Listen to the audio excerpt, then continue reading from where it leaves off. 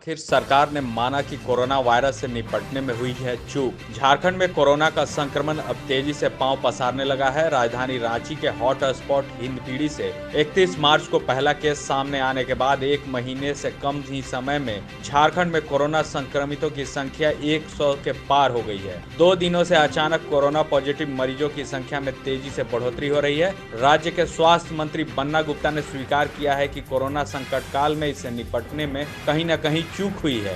यहाँ बताते चले कि केंद्र सरकार ने अपनी सूची में रांची और बोकारो को रेड जोन में डाल दिया है। हिंदपीढ़ी में ही 62 से अधिक पॉजिटिव केस मिले हैं। सूत्रों का कहना है कि राजधानी रिम्स में स्वास्थ्य कर्मियों को प्रतिदिन घर जाने की इजाजत दिए जाने और गुरु नानक स्कूल में बनाए गए नियंत्रण कक्ष में भी अधिकारियों वहां लगाए गए कर्मियों का आने जाने की छूट दिया जाना भी प्रमुख कारणों में से एक है। सदर अस्पताल रांची में चिकित्सा कर्मियों द्वारा बगैर जांच के ही गर्भवती महिलाओं का इलाज करना भी एक प्रमुख कारण बताया जा रहा है। इसके चलते ही 5 नर्स, 1 एम्बुलेंस चालक, जिला प्रशासन का 1 ड्राइवर और कुछ सरकारी अधिकारियों के भी कोरोना पॉजिटिव पाए जाने की सूचना सामने आ रही है। हिंदपीढ़ी से दूसरे जगहों तक लोगों के आने जाने की छूट भी सरकार के लिए बड़ा सरदर्द बन गया था। अब सीआरपीएफ के आने से लोगों के स्वच्छंद विचरण करने पर अंकुश लगने की उम्मीद है। रिम्स में भी जांच की सुविधा में कमी भी एक बड़ा कारण रही है।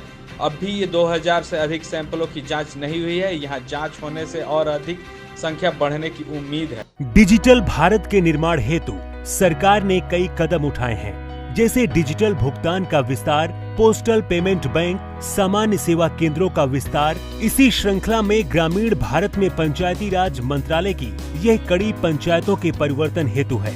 ई ग्राम स्वराज एप्लीकेशन पंचायतों के संचालन के लिए उपयोगी एकीकृत टूल है, जिससे पंचायतों में किए गए कार्यों की प्रभावी निगरानी सरलता से की जा सकती है। इस एप्लीकेशन से न केवल पंचायतों की गतिविधियों की रिपोर्टिंग में सुधार होगा, बल्कि योजना की व्यापकता बढ़ेगी। ई ग्राम स्वराज एप्लीकेशन से किसी भी ग्राम पंचायत की पूरी जानकारी एक ही स्थान पर मिल जाएगी। सशक्त पंचायतों से ही होगा सशक्त भारत का निर्माण। ई ग्राम स्वराज एप्लीकेशन देश की पंचायतों को समर्पित है। लाइव झारखंड ब्रेकिंग की अपील। कोरोना वायरस के संक्रमण से बचने के लिए घरों में रहें और सुरक्षित रहें। हम भी आपसे यही आग्रह करते हैं कि लॉकडाउन के दौरान घरों में रहें और सुरक्षित रहें। खुद का ख्याल रखें और दूसरों का भी ख्याल रखें।